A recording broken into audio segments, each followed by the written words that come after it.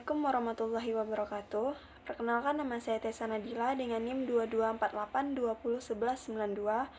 Baiklah, saya di sini akan membuat sebuah video pembelajaran biostatistik untuk memenuhi tugas dari Bapak Hari Ade Saputra MSI. Sebelumnya saya sudah membuat datanya terlebih dahulu di variable view. Dan untuk nama-namanya saya singkat saja seperti hewan menjadi heu, kelompok menjadi kel, dan kadar kolesterol menjadi kk. Kemudian kelompoknya terbagi 5, yaitu pada value ini. Saya membuatnya menjadi kode angka saja, yaitu 1 menjadi kelompok negatif, 2 kelompok positif, 3 kelompok dosis rendah, 4 kelompok dosis sedang, dan 5 kelompok dosis tinggi. Lalu klik OK. Setelah itu kita bisa melakukan uji normalitas data, yaitu klik Analyze, Descriptive Statistic, lalu klik Explore. Masukkan ke dependent list ini kadar kolesterol atau KK. Kemudian faktor listnya kita masukkan kelompok hewan uji. Lalu kita bisa klik pada statistik. Pastikan confidence intervalnya sudah 95%. Continue. Dan klik pada plots. Itu pastikan normality plotnya sudah dicentang. Dan lalu continue lagi. Lalu kita klik OK. Kita tunggu hasilnya keluar. Setelah itu, setelah didapati hasilnya, kita bisa lihat pada test of normality-nya. Karena data kita di statistik ini kurang dari 50, jadi kita bisa lihat hasilnya pada Shapiro DeSic-nya sudah melebihi dari alpha. Jadi data kita bisa disebut dengan data normal.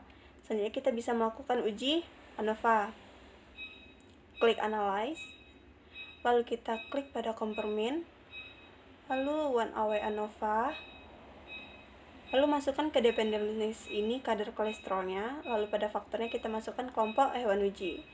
Lalu klik pada post hoc, centang pada LCD, dan continue. Kemudian pada option, kita centang homogeneity of variance test-nya, lalu continue, dan bisa kita OK. Kita tunggu hasilnya keluar. Ini hasilnya. Terdapat perbedaan, yaitu pada kelompok negatif dan kelompok dosis rendah. Kemudian bisa kita, untuk hasilnya, hasil dari uji cross table tadi valid dan sudah 100%. Kita lanjut ke uji data 3. Baiklah, selanjutnya kita akan melakukan uji cross Wallis, dan sebelum itu kita akan mengubah data tadi menjadi kategori terlebih dahulu. Nah, untuk caranya kita klik pada transform, lalu record into different. Nah, KK dan KK2-nya sudah masuk ke numeric variable. Nah, bisa kita klik. Untuk name-nya dan labelnya sudah seperti output di variabel ini. Lalu kita klik pada all and new. Setelah itu, pada value 1 itu ada 90 dan 119. Value 2 itu ada 120 dan 139. Dan pada value 3 itu ada 140. Lalu kita continue dan kita klik OK. Hasilnya kita lihat sudah keluar. Pada data variabelnya sudah terbaca KK2-nya. Lalu pada value-nya bisa kita lihat pada titik 3 di kanan. Kita ketik 1 pada value-nya dan labelnya. Yang pertama itu normal. Kita add. Pada value kedua, yaitu labelnya sedang. Kita add lagi, dan pada value ketiga, labelnya kita buat tinggi.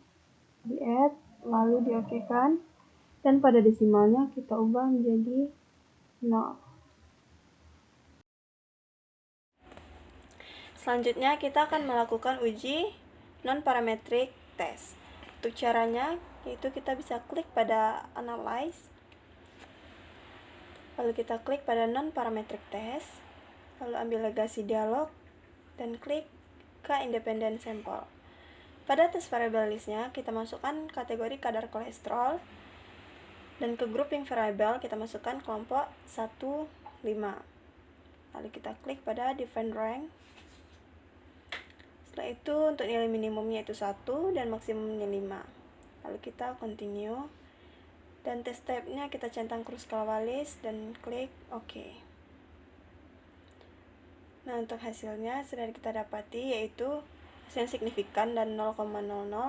Jadi, kita akan melakukan uji lanjutan yaitu uji mean weight nih.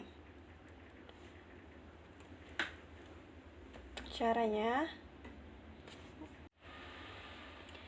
untuk lanjutannya itu uji mean weight nih dengan cara yang sama, klik analyze, lalu non parametric test, lalu kita klik pada legasi dialog dan klik to independent sample, lalu masukkan kategori kadar kolesterol ke tes variable list dan kelompok hewan uji ke grouping variabel. Setelah itu klik define group. Untuk grup 1 kita klik 1 dan grup 2 kita ketik 3, lalu continue, lalu centang pada mean weight new, klik OK. Nah, untuk hasilnya didapatkan hasil 1 yaitu untuk menunjukkan hasil dari 0,005, berarti antara komponen negatif dan dosis rendah tidak ada perbedaan yang signifikan.